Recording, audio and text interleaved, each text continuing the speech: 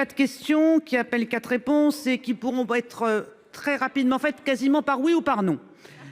Premièrement, aujourd'hui, les pensions de réversion sont versées dès 55 ans aux veufs et aux veuves, et le plus souvent aux veuves. Pouvez-vous nous confirmer que dans votre projet, les veuves devraient désormais attendre 64 ans, soit 9 ans de plus, pour toucher leur pension de réversion?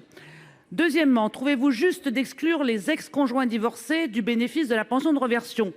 Il n'est pas rare que des femmes qui ont vécu pendant 25 ans avec un homme et n'ont pas ou peu travaillé pour élever leurs enfants soient amenées à divorcer tardivement. Ne craignez-vous pas que l'exclusion des femmes divorcées du bénéfice de la pension de réversion accroisse leur dépendance économique à l'égard de leur mari, particulièrement en cas de violence conjugale?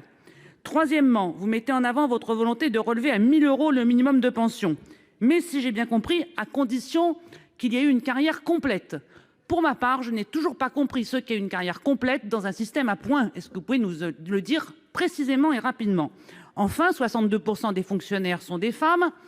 Dans votre réforme, vous envisagez de remplacer les 6 derniers mois par le système à points. Et tout le monde sait, y compris vous bien sûr, que ça va réduire les pensions des fonctionnaires.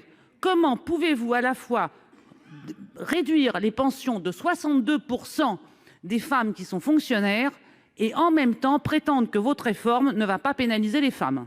Monsieur le ministre.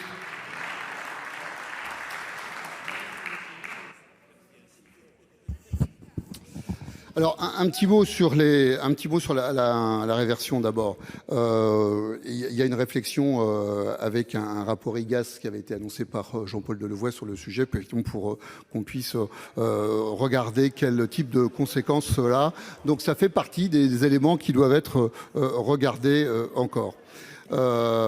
Sur la partie qui est liée... Non, mais j'essaie de vous répondre aussi précisément, mais pour être précis, il faut avoir la réponse au final. S'il y a un rapport IGAS, on va le lire. C'est pas intéressant d'avoir un rapport IGAS si on ne le lit pas. Alors, une question sur la durée. Qu'est-ce qui fait la carrière complète? J'évoquais le sujet tout à l'heure. La carrière complète, il y a la notion de durée, elle reste pour 3 éléments. Je ne les redis pas, on l'a dit tout à l'heure. Je ne reviens pas dessus. Mais dont, entre autres, pour le minimum contributif, carrière complète, c'est 43 ans. Et la base, c'est 150 heures SMIC pour valider le trimestre en question. Alors, votre question sur est-ce qu'il y a que des perdants en fait dans le cas d'espèce que vous soulignez? Écoutez, il y a des gagnants et des perdants vraisemblablement, mais il ne peut pas y avoir que des perdants dans le cas que vous citez. Madame Rossignol. Je pense que, monsieur le ministre, vous n'avez pas bien compris ma question. Je n'ai pas parlé des perdants, j'ai parlé des perdantes.